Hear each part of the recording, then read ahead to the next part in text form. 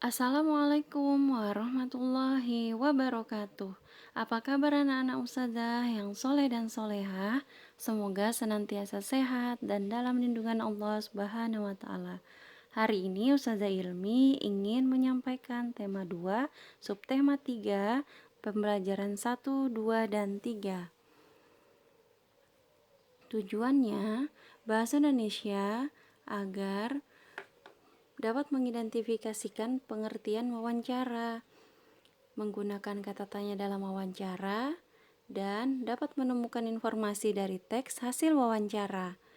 SBDP, kalian dapat mengidentifikasi ragam hias pada kain batik dan dapat mengidentifikasi motif hias berbentuk tumbuhan pada karya seni.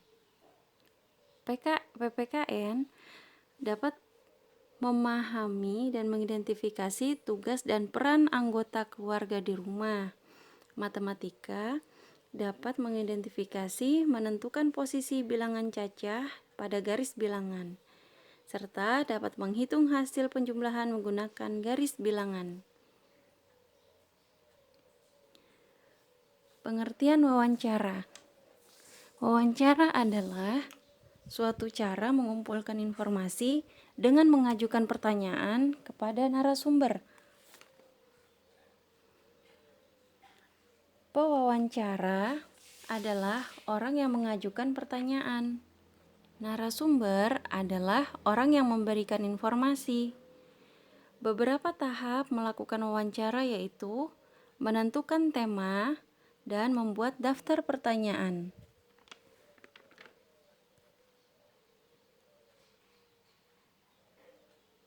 Tema adalah pokok bahasan dalam wawancara.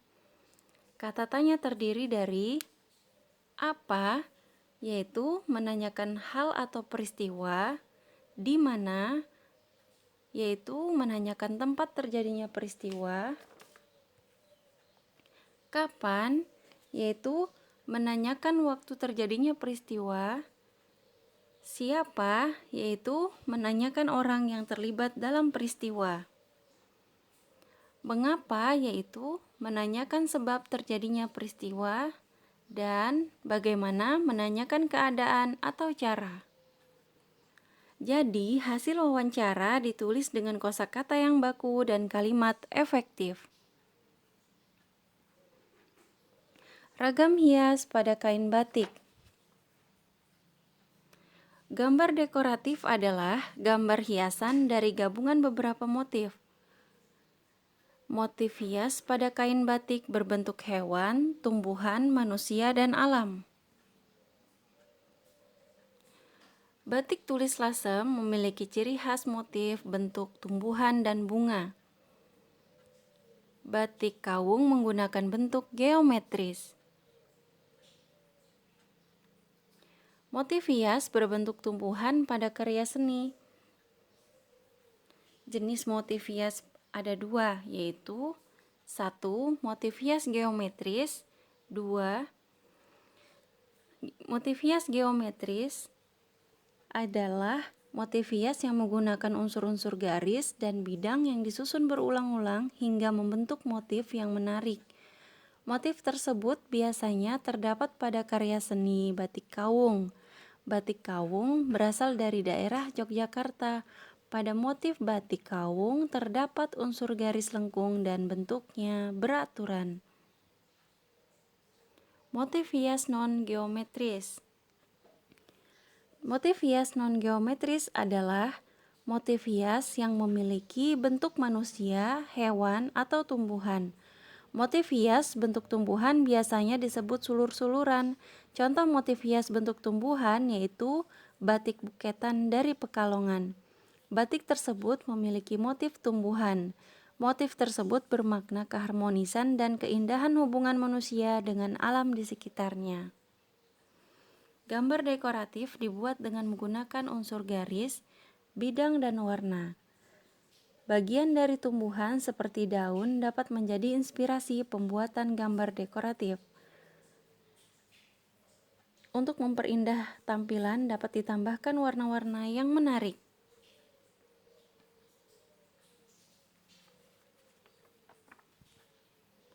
Tugas dan peran anggota keluarga di rumah. Anggota keluarga di rumah terdiri dari ayah, ibu, dan anak. Setiap anggota keluarga memiliki peran dan tanggung jawab berbeda-beda. Semua peran dan tanggung jawab tersebut disesuaikan dengan kemampuan masing-masing. Contoh peran tanggung jawab anggota keluarga: ayah memiliki peran sebagai kepala keluarga, bertanggung jawab mencari nafkah untuk memenuhi kebutuhan seluruh anggota keluarga. Ibu bertugas mengurus rumah tangga. Ibu bertanggung jawab atas kelancaran semua urusan di rumah. Ayah dan ibu memiliki hak untuk dihormati dan disayangi oleh anak-anaknya.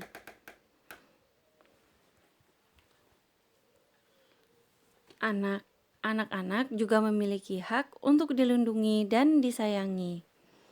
Selain memiliki kewajiban, setiap anggota keluarga juga memiliki hak. Ayah dan ibu memiliki hak untuk dihormati dan disayangi oleh anak-anaknya. Anak-anak juga memiliki hak untuk dilindungi dan disayangi. Selain itu, anak juga memiliki hak untuk dipenuhi kebutuhannya, seperti makan, kesehatan, pendidikan, dan keamanan. Hak dan kewajiban harus dilaksanakan dengan seimbang.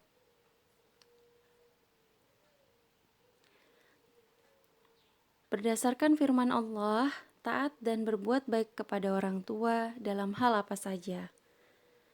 Yang di Quran Surah Al-Isra ayat ke-23, yang artinya, dan Tuhanmu telah memerintahkan supaya kamu jangan menyembah selain Dia, dan hendaklah kamu berbuat baik kepada ibu bapakmu dengan sebaik-baiknya. Jika salah seorang di antara keduanya atau kedua-duanya sampai berumur lanjut dalam pemeliharaanmu, maka sekali-sekali janganlah kamu mengatakan kepada keduanya perkataan dan janganlah kamu membentak mereka, dan ucapkanlah kepada mereka perkataan yang mulia. Menentukan posisi bilangan cacah pada garis bilangan.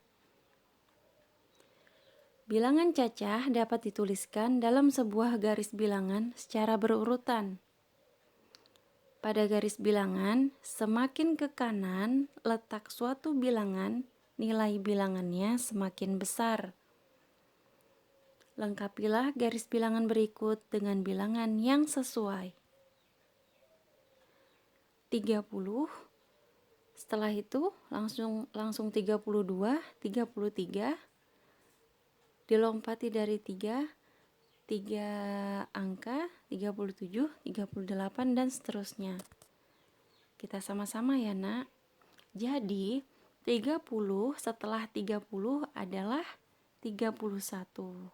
Setelah 31, 32, 33, setelahnya 34, 35, 36, 37, 38, 39, dan 40. Pintar, sudah paham ya, Nak? Menyelesaikan soal penjumlahan. Tentukan hasil 4 ditambah 5 menggunakan garis bilangan. Penyelesaiannya 0 sampai ke angka 4. Kemudian kita hitung lompatan sampai 5 kali. 1, 2, 3, 4, 5, dan 5. Jadi 4 ditambah 5, jawabannya adalah 9. Sudah paham ya, Nak? Terima kasih anak Ustazah yang soleh dan solehah. Ustazah ucapkan mohon maaf atas kehilafan Ustazah jika ada salah dalam perkataan. Alhamdulillahirabbil alamin. Wassalamualaikum warahmatullahi wabarakatuh.